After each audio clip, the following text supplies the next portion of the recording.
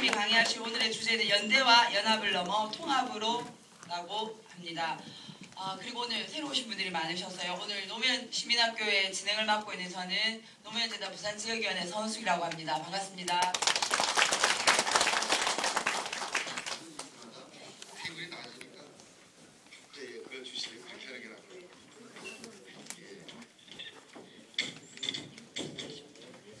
저거면 그냥 서서 하면 되는데. 네, 반갑습니다. 오자마자 우리 노 대통령 영상을 보게 돼서 마음이 참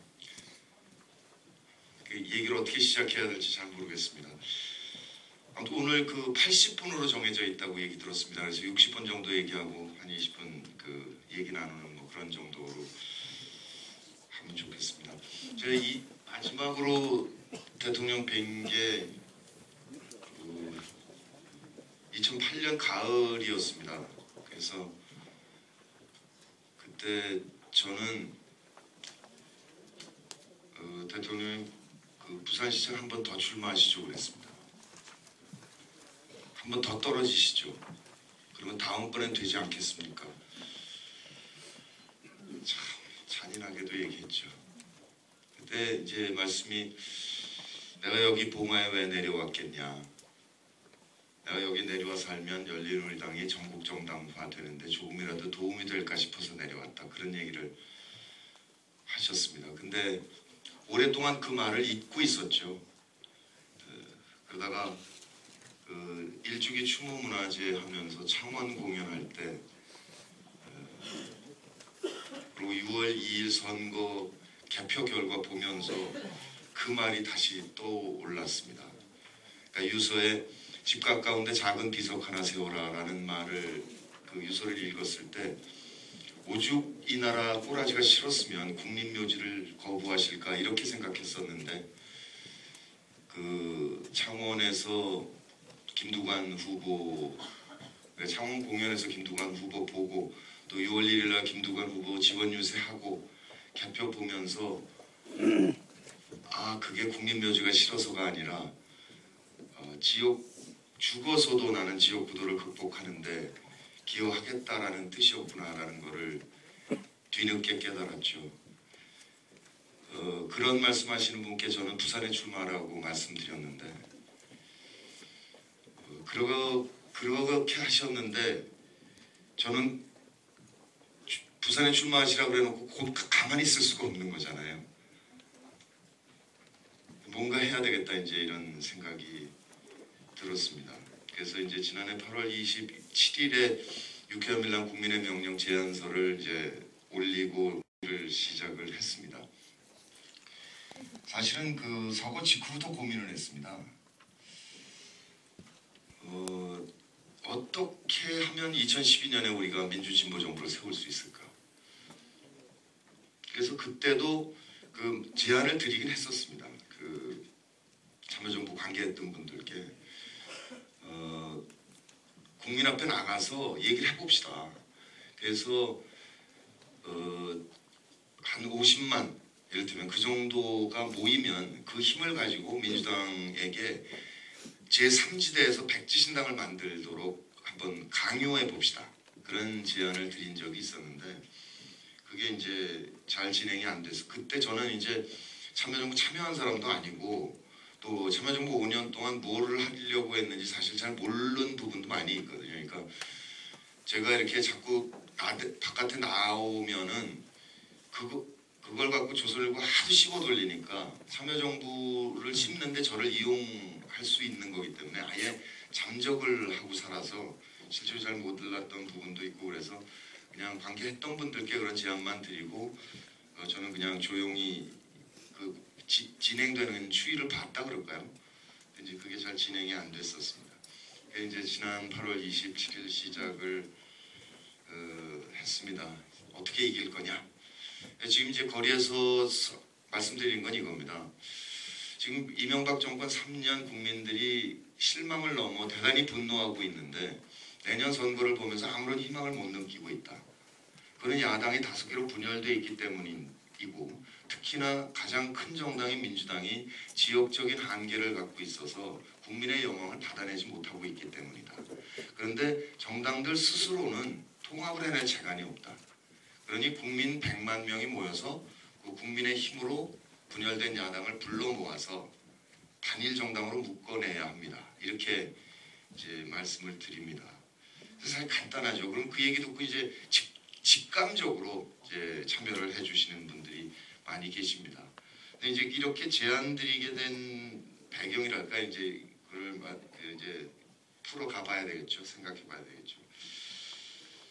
12년 어떻게 이길까를 생각해 보려면 2007년부터 되새김질을 해봐야 된다고 생각합니다. 왜 그렇게 졌나부터.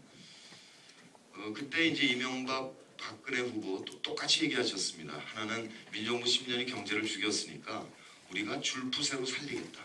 그러니까 줄푸세는 세금을 줄이고 규제를 풀고 질서를 세운다. 이 세 가지 방법으로 살리겠다 그랬고, 그다음에 대북 퍼주기를 하지 않고 상호주의를 하겠다. 딱 두 가지였습니다. 두 분이 의견이 달랐던 거는 한반도 운하가 경제성이 있느냐 여부만 달랐던 거죠. 저도 참여정부 5년 자료를 잘 모르고 있었기 때문에 이제 막 들여다보면서 공부해봤습니다. 경제를 죽였나? 들여다봤죠. IMF 당했던 97년에 우리 개인당 국민소득이 7,000불대로 떨어집니다. 근데 그거를 국민들이 금부치를 모아서 3년 만에 IMF를 졸업하죠. 그래서 2002년에 개인소득이 12,000불이 되고 노무현 정부 끝나던 2007년에 22,000불이 됩니다. 3배 올랐습니다. 10,000불부터 20,000불 가는데 7년 걸렸습니다. 우리나라가. 미국이 10년 걸렸고 독일이 13년 걸렸고 우리보다 빠른 나라는 일본이 유일합니다. 6년 걸렸습니다. 참여정부가 노무현이 무능해서 경제를 망쳤다고 그렇게 조선일보가 씹었는데 참여정부 5년 동안 평균 경제 성장률이 4.3%였거든요.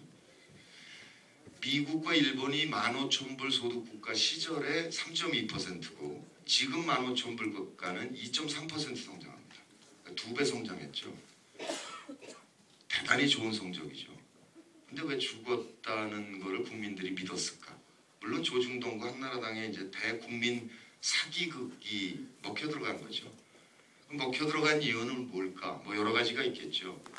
우선은 IMF 체제에 들어가면서 IMF가 우리에게 강요를 한 게 있습니다. 그러니까 합의서가 있는 거죠. 그거를 김영삼 대통령이 합의한 다음에 당시 대선 과정이었기 때문에 후보 3분이 다 불려 들어가서 연서명을 했습니다. 그때 김대중 후보가 이 자율이 너무 높다 그래서 토를 달았어요. 이건 다 재협상을 해야 된다고. 그랬다가 조선일보가 나라 망친다고 또 씹어 돌려가지고 나중에 선거 때 굉장히 위험했었습니다.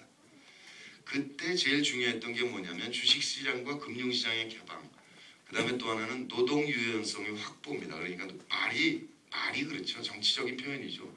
해고를 마음껏 할 수 있게 하라. 그래서 법제화를 강요를 했죠. 그 결과 지금 이제 정규직 800만, 비정규직 800만이 됐습니다. 그 97년 이전까지는 우리나라에 비정규직이라는 용어 자체가 없었습니다. 그냥 아르바이트 하다 정규직, 물론 비정규직 있었지만 그런 말이 용어가 쓰이질 않았다는 거죠.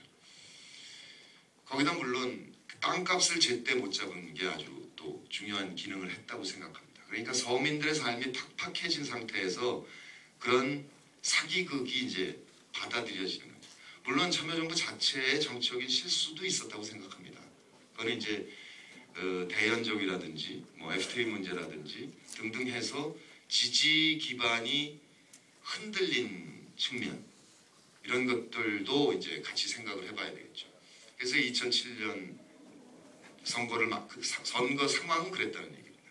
그러니까 우리 국민의 입장에서는 보이지 않는 미래를 선택할 수는 없는 거고요. 지금까지 본 거는 박정희 대통령의 고속 성장 모델 또는 민정부 10년 모델 이 두 개밖에 없기 때문에 둘 중에 하나 민정부 실망했어. 그러면 선택할 수 있는 게 박정희 모델밖에 없었던 거고 그러니까 이제 이명박 후보께서 선글라스를 끼고 이제 박정희 대통령 느낌이 나도록 그런 일을 했던 거죠. 그러니까 지금 이제 이명박 정권 들어와서 줄푸세를 합니다. 세금을 줄이죠. 그래서 대기업과 부자들 5년 동안 80조를 감세해 줍니다. 4대강 저거 본류를 파면 그 물의 낙차가 커지기 때문에 지류가 무너져 내린다. 그게 역행 침식인데 그것이 벌어질 것이다라고 전문가들이 끝없이 지적했는데 아니라 그랬거든요. 이제 본류 23조 쓰고 지류에 또 20조 쓴다는 거죠. 그래서 지금 그 선대인 김광수 경제연구소 소장 그 사람 표현은 그러니까 추계는 집권 3년 동안 대기업 국가와 공기업 부채가 450조가 늘어났다 이겁니다. 그리고 이해찬 총리 말씀은 금년 말 되면 그냥 정부 부채만 500조가 늘어난답니다. 그러니까 참여정부가 국가 부채를 늘렸다고 무지하게 씹어돌렸죠. 조선일보가 150조 늘었습니다. 근데 그 150조 중에서 70%는 35% 정도는 한나라당이 IMF를 불러들여서 165조 공적 자금을 조성을 했거든요. 그거 원리금 상환에 들어간 돈이고요. 나머지 35% 정도는 외평채, 그러니까 외환을 유지하기 위해서 그건 부채가 아니고 외환으로 갖고 있는 거죠. 실제로 그 증가한 부채는 한 45조에서 50조 정도 됩니다. 참여정부 5년 동안에. 근데 3년 동안에 500조가 늘어났다는 거죠. 그러니까 그 IMF 때 건너온 그 부채 때문에 이해찬 총리 말씀에 연 7조 정도 원리금 상환에 들어가는데 미치겠더래 그 돈이 아까워서. 그러니까 4년 차 정도까지 갔습니다. 그러니까 복지 예산을 확대하는데 예산에 한계가 있었죠. 참여정부 경우에. 지금 500조 늘어납니다. 그러면 연리 5%로 치면 25조거든요. 그러니까 2,500만 원 연봉 받는 일자리 100만 개를 부채로 늘려놨습니다. 근데 국가 부채 그럼 너무 큰 일이니까 우리 국민들이 별로 관심 없어 하세요. 이를테면 80조 그 부자들 감세했다 그러면 그건 뭐 그 국가 차원이니까 난 모르겠다 그러는데 80조 줄면 어디서 80조인가 메꿔야 되잖아요. 그러니까 직접세가 있고 간접세가 있는 거지 않습니까? 세금이라는 게 소득과 재산에 대해서는 직접세고 그 다음에 우리는 24시간 세금 속에서 삽니다. 여기 오시는 때 버스 타고 오셨으면 거기 기름값 이게 국가 세수의 13%거든요. 유류세가. 그러니까 이건희 씨나 우리나 똑같이 내는 세금이 간접세고 돈이 많은 사람, 재산이 많은 사람들이 재산세 더 내는 게 직접세고 그런데 이 간접세 비중이 폭등하고 있어요. 지금 이명박 정권 들어서. 그러니까 이 세금 문제 그러면은 이를테면 길거리에서 제가 지금 여기 가서 주머니에서 지갑 빼서 10,000원 빼서 내면 뭐라 그러시겠습니까? 멱살 잡고 흔들고 경찰에 넘길 거 아니에요. 80조면 4인 가족 100만 원 정도 되거든요. 이미 서민들이 100만 원 추가 부담을 하고 있는 거예요. 그래서 국가 500조 부채 늘었다.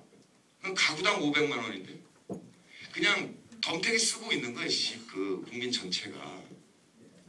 근데 그걸 이제 그 별로 관심들을 안 가져하시죠. 근데 이제 그 질서를 규제를 풀었죠. 그래서 이제 신문에다가 방송을 허용합니다. 이 여론의 독과점 문제 때문에 절대로 해서는 안 된다는 거였는데 결국 이제 조중동의 매경에 이제 종편을 하나씩 얹어줬죠. 질서를 세운다.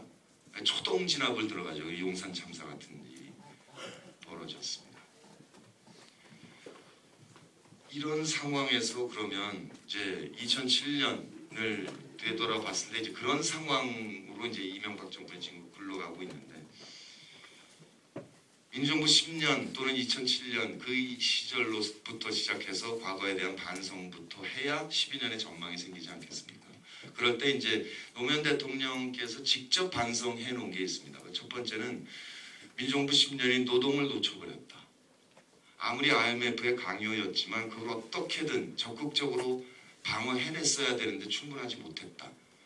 그 다음에 복지 예산을 혁명적으로 늘리지 못했다.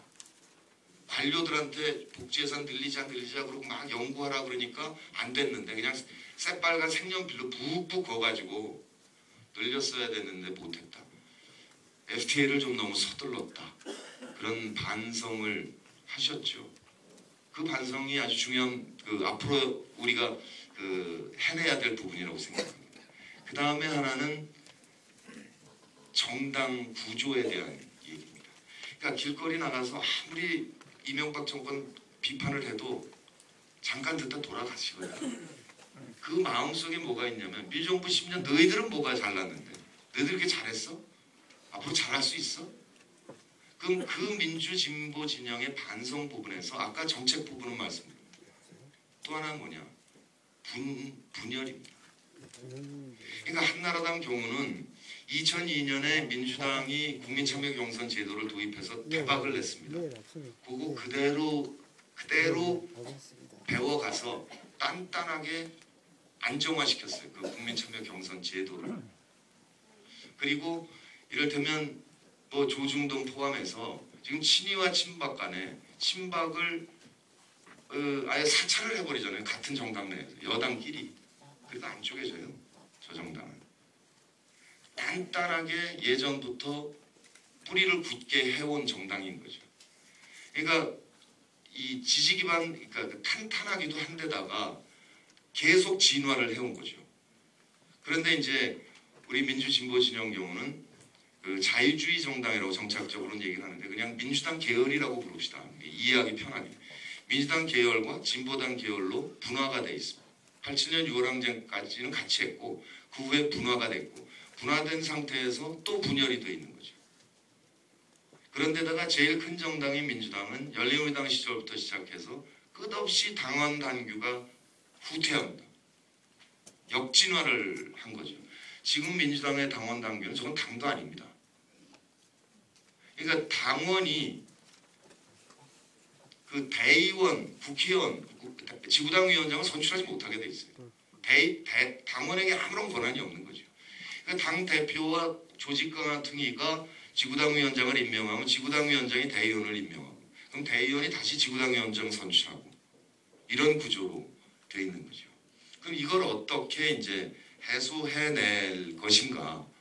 그게 이제 핵심적인 거겠죠.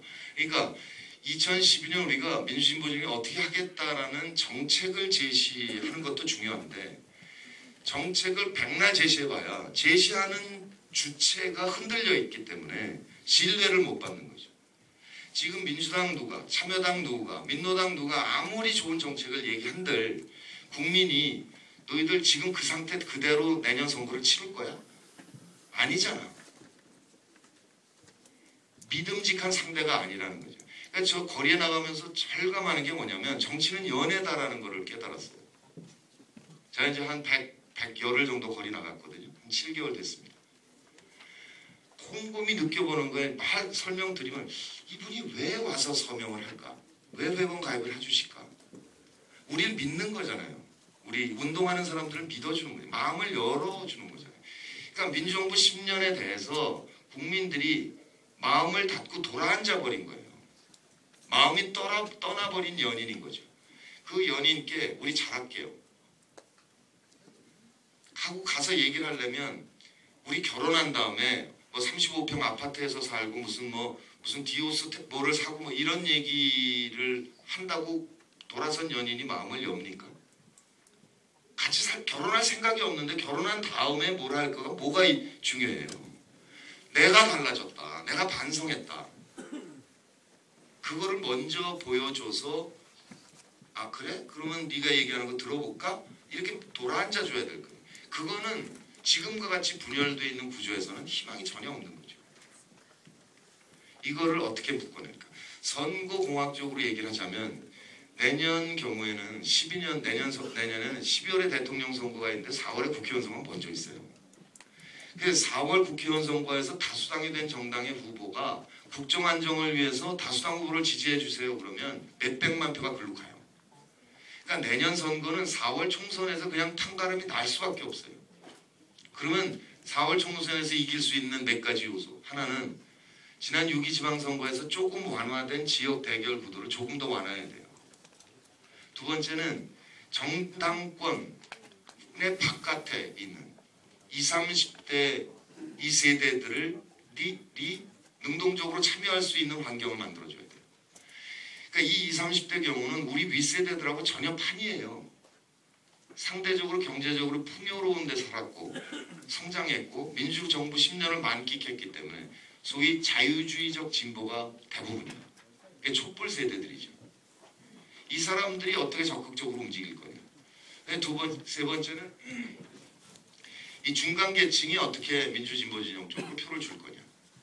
네 번째는 민주 진영과 진보 진영의 분화를 어떻게 끝낼 거냐. 이 네 가지 조건이 만들어지면 총선에서 이길 수 있다 라는 생각이 든 거죠. 그래서 제안에 이제 우리가 꿈꾸는 정당을 제안을 드렸습니다. 그러니까 이런 멋진 정당을 설계한 다음에 이런 정당이 만들어지면 나도 적극적으로 참여할 의사가 있다라는 국민 다수가 모여서 그 힘으로 정당들을 불러들여서 단일 정당을 만들자는 얘기였잖아요. 그래서 아름다운 정당의 설계를 그 네 가지 조건을 충족할 수 있도록 설계를 한 겁니다. 첫 번째는 정파 등록제를 도입한 연합정당으로 모이자. 그러니까 민주진영과 진보진영이 같이 가보자. 그 다음에 두 번째는 온과 오프를 결합하자. 그러니까 기존에 있는 정당을 오프정당이라고 부른다면 우리는 2000년 초부터 인터넷 사이트에서 그 준정치결사체 활동을 대단히 많이 해봤거든요. 그 인터넷 사이트에서 놀듯이 활동하는 게 정당 활동이 되게 이 두 가지를 따로 또 같이 갈 수 있게 하자. 그리고 이 온과 오프로 참여하는 그러니까 문호를 넓게 그 다음에 참여 정도의 농도를 짙은 것부터 옅은 것까지 폭넓게 두고 그 다음에 그것도 싫어하는 분들은 바깥에 지지자로 묶어내자. 그러니까 이메일이나 트위터나 뭐 페이스북이나 이런 쪽으로 묶어내자. 그 다음에 20, 30대를 각급 선거에서 의무적으로 공천하자. 그러니까 이를테면 부산대학이 있는 데라면 부산의 무슨 구입니까? 잘 모르겠는데 아무튼 부산 대학교가 있는 곳에 거기가 포함되어 있는 그 부산시 의원을 뽑는 지역구가 있습니다. 그러니까 부산시의원이 부산대학 캠퍼스가 자기 지역구에 포함되는 데가 있잖아요. 그런 경우에 부산대 학생이 직접 출마하게 하자는 거죠. 근데 이건 솔직한 얘기로 전술적인 측면도 강합니다. 그러니까 우리 지난 2002년 대선이나 2004년 총선이나 지난 6.2 지방선거나 민주진보 진영이 이긴 선거는 모두 다 20, 30대 투표율이 높았던 선거만 이겼어요. 물론 그들이 능동적으로 참여할 수 있는 그 환경이 만들어졌기 때문이기도 한데 어른들이 계속해서 학생들에게 부재자 투표소 도입 유치운동을 하라고 그래도 안 하거든요. 아예 거기 뭐 이를테면 사하구라면 사하구의원, 부산시의원으로 부산대 학생이 직접 출마하게 해서 학생들이 투표소 유치운동을 벌리도록 하잖아요. 그러면 거기 시의원만 뽑겠습니까? 결국 부산시장도 찍을 거 아니에요. 들어가면은. 그게 한두 번 해보면 국회의원 선거, 대통령 선거에서 똑같은 현상이 벌어질 수 있기 때문에 전술적으로 대단히 필요하다라는 생각입니다. 그러니까 이 온오프의 결합을 생각한 거는 하나는 이제 그 20, 30대 자유주의 세대들이 그냥 그 정당에 들어가는 걸 워낙에 싫어하니까 그냥 사이트에서 놀듯이 뭐 화장발, 쌍코 뭐 이런 데서 놀듯이 놀아도 정당 활동이 되게 하는 그런 측면 하나고 또 하나는 우리 국민이 워낙에 정치에 관심이 많습니다. 모든 사람이 정치 평론가인데 정당에는 안 들어가거든요. 그러니까 이 독재 정권 시절 오랫동안 국민들을 세뇌해온 거죠. 오랫동안 정신 더러운 거니까 참여하지 마라. 우리들이 알아서 할게. 계속 오랫동안 그래 해나왔기 때문에 시민들이 적극 참여하려고 그러진 않아요. 그러니까 이런 분들 경우에 온의 장점은 뭐냐면 닉네임으로 활동하면 되는 거거든요. 여기 나오면 얼굴 알지, 이름, 나이, 직업, 뭐 가족관계 서로 다 알게 되는데 그거 다 가리고 닉네임 하나로만 활동할 수 있게 만들어주면 그 정당에 참여하는 거부감 이게 상당히 희석될 수 있기 때문에 많이 포괄할 수 있다. 그다음에 또 하나는 이제 열린우리당 실패에 대한 그 공중 분해에 대한 반성적 접근입니다. 그러니까 이를테면 71년도 김대중 의원이 대통령 후보가 됐을 때부터 민주당 활동을 했던 분들 또는 87년 분열 이후 활동했던 분들 그때부터 오랫동안 활동했던 민주당의 오랜 당원들과 2000년 이후에 인터넷으로 참여하기 시작한 시민들과는 완전히 문화가 다르거든요. 그러니까 그 노사모 현상을 정당이 그대로 정당으로 베껴갔던 게 개혁당이었고, 그 개혁당과 민주당이 중간에서 만난 게 열린우리당이거든요. 그러니까 그 종래에 있었던 오래된 당원들과 2000년 이후에 새로운 시민들을 진성당원제라는 제도로 무리하게 화학적 결합을 하다가 충돌이 벌어졌다. 이 점이 있으니까 굳이 안 만나도 되게 하더라고요. 그러니까 오프정당 활동하실 분 하시고 오늘 활동할 분은 하게 하면 충돌 없이 힘을 합쳐갈 수 있지 않겠냐. 이런 정당 구조를 설계를 한 겁니다. 이렇게 되면 우선은 첫 번째는 그렇게 물론 정당 구조가 정상화되는 측면이 있습니다. 근데 더욱더 중요한 것은 전국 정당이 이루어진다는 겁니다. 이 지긋지긋한 지역 대결 구도에서 물론 승산은 압도적으로 높아질 겁니다. 근데 이렇게 제안을 드리면 첫 번째 질문이 이제 아니 그 이념에 따라서 정당을 달리하는 게 당연한 건데 결사의 자유가 있는데 어떻게 이렇게 폭력적인 사고를 할 수 있느냐. 주로 이제 진보 정당에 계신 분들께서 그런 질문을 많이 하십니다. 그 정말 진보 정당 민중의당부터 시작하면 20년 역사인데 진보 정당 분들의 그동안의 노력에 대해서 존중을 넘어서 깊이 존경합니다. 지금 요번에 순천 가서 민노당 후보 지원 유세하고 당원들하고 민노당 당원들하고 저녁을 먹어봤는데 그분들 이제 그 무용담 같이 얘기하시더라고요. 농촌에 가서 자원봉사 활동을 그냥 하십니다. 당원들이. 민노당원이라고 얘기 안 하고 그냥 하신대요. 밥 먹고 뭐 이러다가 당신 뭐 하시오? 뭐 당원이라고 나중에 물어보시면 대답을 하는 식으로. 그렇게 오랫동안 그 활동을 하니까 정당 지지도가 민노당이 5%에서 20%로 올라갔다. 그 마을은 그것에 대한 뭐라 일종의 자기 경험담을 서로 나누면서 용기를 얻고 계신 거예요. 정말 기가 막히더라고요. 그분들의 노력에 대해 깊이 존경을 합니다. 그리고 저도 선거 때마다 후보는 될 사람 찍고 정당은 진보신당 찍고 그렇거든요. 민노당은 그 비례가 한두 명 될 것 같아요. 근데 진보신당은 안 될 것 같더라니까 지난번에. 그거 찍었어요. 막 이렇게 뚜껑 가운데 다 정확하게 찍었어요. 한 명도 안 되더라고요. 근데 이 그 진보 정당 분들께서 그동안 노력해 오신 데는 몇 가지 이제 그 전략이라 그럴까 이런 게 있으셨다고 생각합니다. 그거는 영국이 그랬다고 그래요. 그러니까 영국에 보수당이 있고 자유당이 있는데 노동당이 생깁니다. 3당으로 출발했는데 자유당을 밀어내고 노동당이 2당 되고 집권당이 돼요. 그러니까 자유주의 정당, 민주당 계열과 경쟁을 해서 이들이 자질어졌을 때 2당으로 가서 집권 세력으로까지 간다라는 이제 그런 기대를 갖고 활동을 해오신 거죠. 그런데 영국은 됐는데 우리는 안 되고 있단 말이죠. 지난 20년 선거 결과를 보면 민주당 계열이 올라갈 때 같이 올라갔다가 떨어질 때 같이 떨어져요. 국민들은 크게 부를 하고 계시질 않아요. 그럼 왜 이럴까? 우선 분단이죠. 분단된다, 이념으로 분단된 데다가 전쟁을 치렀잖아요. 그러니까 이념 지형이 형편없이 졸빠진 데다가 이게 지역구도 딱 동서 지역구도에 딱 거의 아무것도 넘어가질 않아요. 거기다가 이 두 가지 모순 구조를 비집고 국정을 농단하고 있는 조선일보가 있어요. 그러니까 이런 환경 부분이 있고요. 그 다음에 내적으로는 영국의 노동당이 성공할 때는 당원이 400만, 500만씩 됐다고 그래요. 노조 조직률이 뭐 40%, 50%씩 되고. 근데 우리 경우에는 노조 조직률이 10% 미만으로 떨어졌습니다. 지금. 민정부 때는 10% 넘어갔었거든요. 미만인데다가 사무직이 60% 정도 되고 거기다가 이제 한국노총, 민노총 또 갈라져 있잖아요.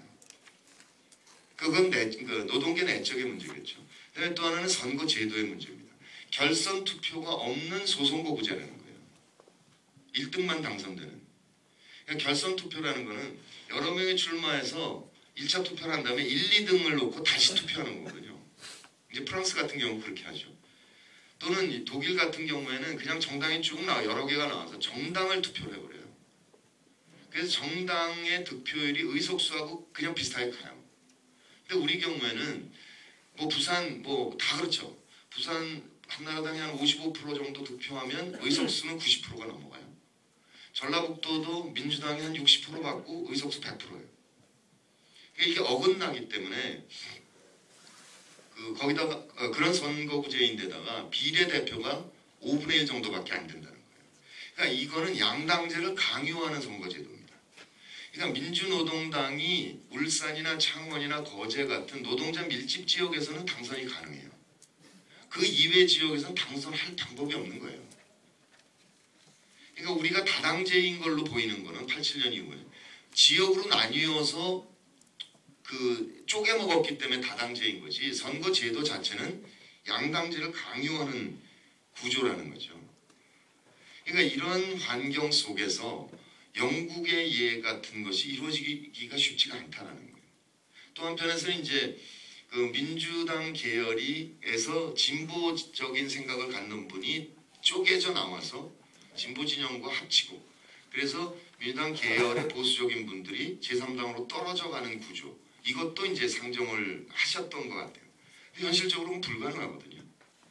민주당은 절대로 없어질 정당이 아니거든요. 그러니까 현실 속에서 한번 생각을 해보자는 거죠. 그러니까 교과서에는 이념에 따라서 정당을 달리한다, 결사의 자유가 있다, 그렇게 가르쳐요. 근데 교과서라는 거는 현실에서 뽑아 올린 거지. 교과서에 이렇게 써 있다고 그걸 현실에다가 강제할 건 아닌 거잖아요. 그러니까 이제 다시 한번 생각해 보자는 겁니다. 그러니까 지금 그동안 이제 진보 정당 분들이 20년 노력을 끝없이 해오시면서 복지를 강화한다는 얘기를 늘 해오셨습니다. 근데 안 됐거든요. 근데 그건 이제 우리의 정치 환경이죠. 그런데 지난 6.2 지방선거 이후부터 복지가 화두가 되면서 지금 민주당이 산무 일반을 공약으로 채택을 했어요. 뭐 보육, 의료, 뭐 이런 무상급식 뭐 이렇게 포함해서 등록금 반 이렇게 해서 산무 일반을 했죠. 거기다가 부유세 도입을 놓고 정동영 최고하고 조승수 진보신당 대표하고 지금 공조를 하고 있어요. 그러니까 과거에 비해서 이 민주당 계열이 대단히 진보적으로 옮겨갔다는 거죠. 그러니까 진보정당 분들이 그동안 꾸준히 주장해왔던 정책들을 이제 집행할 수도 있는 단계에 들어오지 않았느냐 이거예요. 그러니까 이제 차이가 굉장히 좁혀졌으니 그러면 연합정당 안에서 정파등록제를 도입한 연합정당 안에서 한번 같이 가보자. 그러니까 이게 정파등록제라는 건 어떤 거냐면 이렇게 보시면 됩니다. 그러니까 오절판에 각각 다른 음식이 들어가 있는 따로따로, 또는 이렇게 연합정당이라는 큰 지붕 속에 5가구가 같이 사는 겁니다.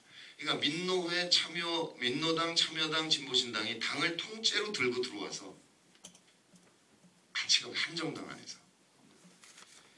그래서 이 안에서 합의할 수 있을 만큼 많이 공동공약으로 내밀자. 산무일반 당연히 되고요. 그 다음에 선거제도를 정당 득표율과 의석수가 맞아떨어지게 그런 선거제도 개편을 공동공약으로 내걸고, 합의가 안 되는 부분은 정파로서 경쟁을 할 수 있지 않겠느냐. 그러니까 아까 노무현 대통령이 반성하셨다는 노동과 복지 문제, 그 다음에 선거제도 개편 문제, 크게 보면 이 3가지 정도 되겠죠. 이런 부분들을 합의한 채로 갈 방법은 없겠는가. 그래서 이 제안을 드리고 나니까 이제 노회찬 대표께서 종이정당을 얘기를 하셨습니다. 그러니까 임시적으로 큰 테두리 안에 다 모이자, 정당들이. 그래서 한 정당 안에서 경선을 해서 후보를 뽑아내서 이제 선거를 치른 다음에 헤어지자, 이런 얘기거든요. 그러면서 그 모이는 조건으로 건 게 첫 번째는 선거제도 개편, 그 다음에 노동복지 정책이에요. 똑같은 얘기거든요. 그러니까 그런데 그렇게 얘기를 하자마자 조선일보가 즉각 씹어 돌렸어요.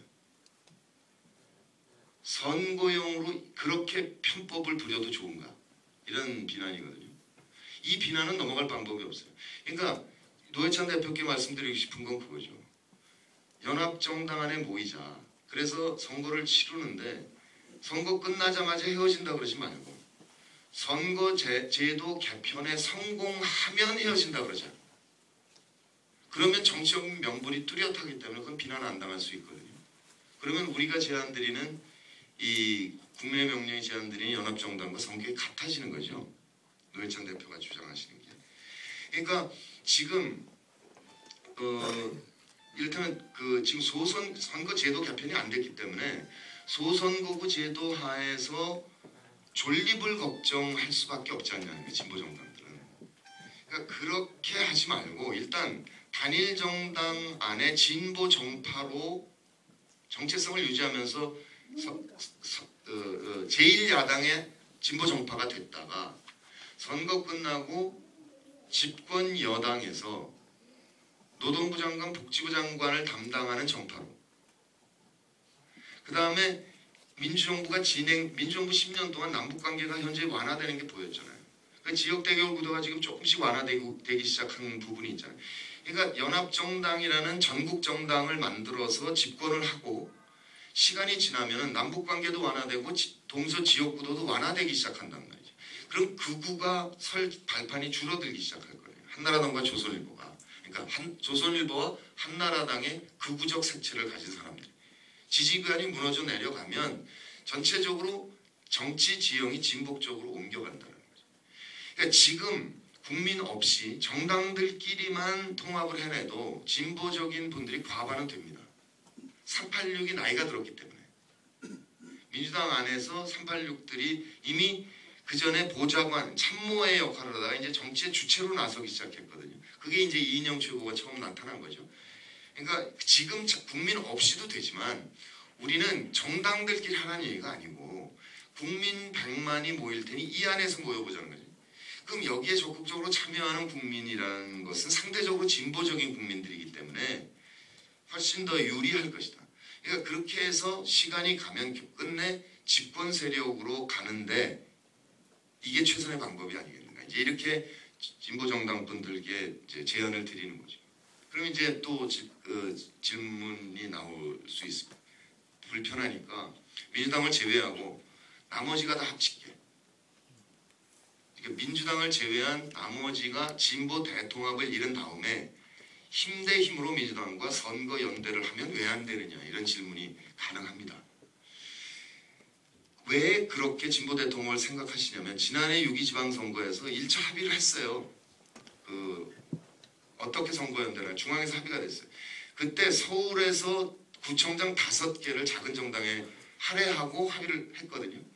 근데 그 합의안을 민주당이 갖고 갔는데 최고위원회에서 거부를 해버린 거예요. 그러니까 그 연대가 깨지고 지역마다 알아서 했습니다. 물론 부산 다 됐죠. 근데 부산은 워낙에 그 당세가 약하니까 여기서 뭐 힘을 안 합칠 수가 없는 거니까 합쳐졌습니다. 그러니까 그때 그 경험 때문에 민주당이 틀면 안 되는 거구나. 그럼 민주당이 협상에 나오게끔 강제하려면 어떻게 해야 되나? 협상 상대가 힘이 세져야 된단 말이죠. 그러면 그걸 지난 6.2 지방선거를 보면 민주당이 35%였고 득표율이 작은 정당을 합치면 17.5%인가 그렇습니다. 그러니까 민노당, 참여당, 진보신당 이렇게 창조한국당까지 합치면 그러니까 딱 2대1 정도 되는 거거든요. 그러니까 35대 3, 35대 5 이렇게 해가지고는 경쟁이 안 되니까 이걸 합쳐서 35대 17을 만들어서 힘대 힘으로 이제 해보자 이거죠. 근데 그러면 이제 어떤 선거 연대 방법이 있는가? 첫 번째는 제일 좋은 거는 장시간 토론회도 하고 국민 참여 경선을 하는 겁니다. 그래야 최강의 후보가 찾아지죠. 근데 정당이 다르면 경선을 못하게 돼 있습니다. 법에. 그럼 우선 그건 물 건너갔습니다. 두 번째 방법이 정당 지도부 간에 지역구를 나눠 놓는 거예요. 어디는 그 진보당에 가고 어디는 민주당에 출마하고 이렇게 나누는 겁니다. 근데 만약에 제가 강북구, 서울의 강북구, 이제 아버지가 오래 사셨으니까 강북구가 자꾸 나오는데 강북구에 제가 만약에 민주당 현역 의원이라고 쳐요. 근데 당 지도부 간에 합의를 해가지고 여기는 진보당의 이정희 후보가 출마한다. 이렇게 만약에 합의를 했다고 쳐요. 그럴 때 저는 어떻게 할 것 같습니까? 우리 상식적으로 민주 대의를 위해서 나는 이정희 후보의 당선을 위해서 발고 뛰겠다 이렇게 선언하는 게 맞죠. 근데 돌아서서 가만히 생각해 보자고요. 이정희 의원은 40대 중반이에요. 능력 있고 인기 있어요. 그래서 이 양반이 여기서 되면 대선 후보 될 때까지 한 20년 국회의원 할 거 아니에요. 그렇죠? 저 지금 58이거든요. 20년 후면 80살이에요. 그러니까 이 양반이 되는 순간 저는 정계 은퇴해요. 근데 나 국회의원 2번 했으니까 내가 관두지 뭐 이렇게 생각할 수 있어요. 근데 문제는 뭐냐면 저랑 같이 20년 동안 정당 활동을 같이 한 당원 300명이 있다 쳐요.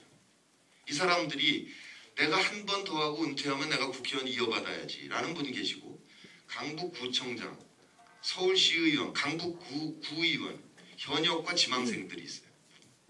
그런데 강북구가 진보당 지역구가 돼버리면 이 양반들이 앞으로 굉장히 불편해져요. 그러면 만약에 제가 나 지지하겠어 그러고 집에 들어가잖아요. 그날 밤으로 저희 집 유리창 다 깨지는 겁니다. 그분들이 오셔서 그래. 처음에는 억울합니다. 문 의원님 막 이러겠죠. 술 좀 마시면 야씨 너 국회의원하고 다 너 자빠진 넌 다냐? 그럼 우리는 어떻게 하라는 말이냐 이렇게 되는 거죠. 그들의 강요 때문에 출마를 해야 됩니다. 무소속으로 출마해서 얘기하는 거죠. 내가 손학규 대표한테 쓴소리 좀 했더니 나 잘르더라. 비주류라고. 내가 떳떳하게 유권자 심판받아서 명예롭게 돌아가겠다. 복당하겠다. 이렇게 선언하고 출마하는 거예요. 제가 되면 좋고요. 저 떨어지면 이정희 의원도 떨어지죠. 근데 그분은 인기 있고 유능한 분이기 때문에 2012년과 16년 사이에 은평구의 보궐선거가 생긴다. 그럼 거기 차출돼 갈 거예요. 거기서 당선되시면 고맙죠. 16년에 저 여기서 출마할 수 있으니까. 근데 20년 동안 제가 강북구에서 관리를 하면서 한 사람 한 사람 숟가락 몇 개씩 다 알거든요. 만약에 손학규 대표한테 내가 까였다고 술 먹고 한번 투덜댔다고 쳐봐야 쫙 퍼집니다. 아까운 사람. 그런 상태에서 어느 당원이 이정희 후보의 당선을 위해서 내가 만약에 출마 안 한다 하더라도 할 가능성이 높고 안 한다 하더라도 돕질 않아요. 유권자도 옮겨가지 않아요. 그러니까 이 여론조사를 통한 후보 단일화라는 것은 최선의 후보가 뽑히지 않을 가능성이 매우 상당하고, 그다음에 뽑혔다 하더라도 탈락한 정당 사람들이 도와주질 않아요.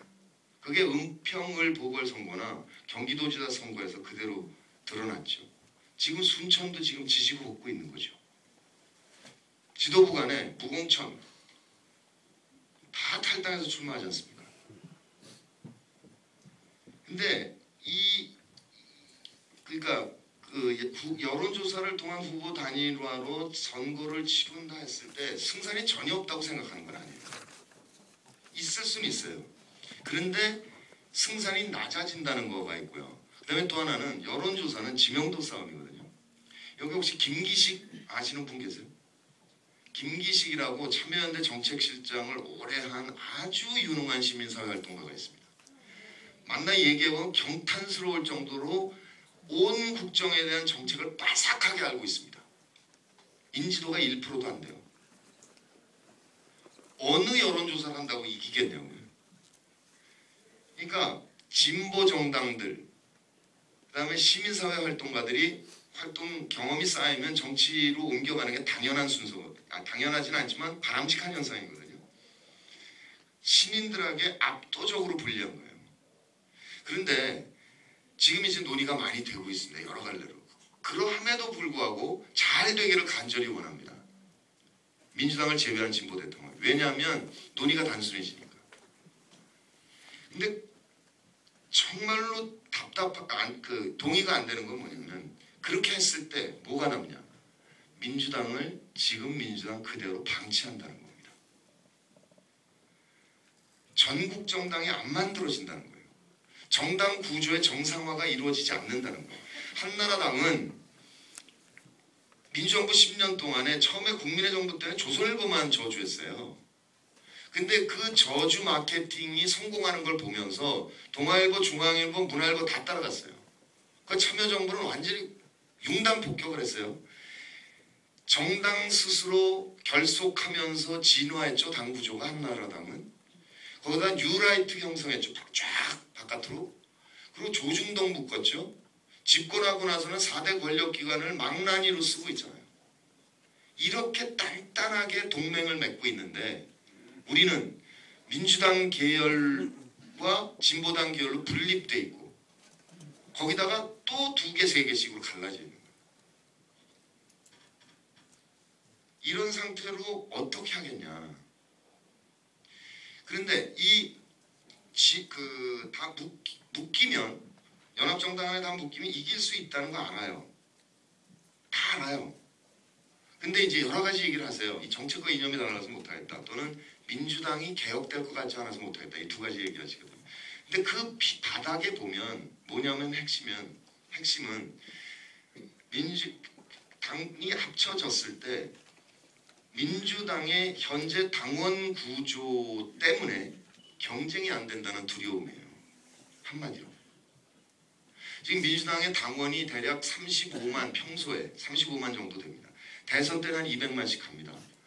한 30만 되는데 작은 정당들 보면 진보신당 뭐 한 3만, 참여당 한 5만, 민노당 한 7만 정도 된다고 합니다. 그러면 당을 합쳐놓으면 30대 3이니까 경쟁에서 지죠. 이걸 다 합치면 30대 15 여전히 지죠. 그러니까 이 민주당의 당원 구조를 비판하거나 화를 내거나 또는 낙담하는 경우들이 많아요. 그런데 이 민주당의 당원 구조는 그렇게 단순하게 비판할 수 있는 게 아니라는 데 문제가 있는 거예요. 그러니까 71년도에 김대중 의원이 후보가 되면서부터 열심히 돕겠다고 당원이 된 분들도 계신데 그 쭉 하시다가 87년에 양김이 분열하면서 딱 쪼개버렸대요. 반으로. 영호남으로 완전히 쪼개버렸어요. 그런 상태에서 김영삼 씨가 3당 합당을 하면서 호남으로 고립이 되어버렸단 말이에요. 이런 상태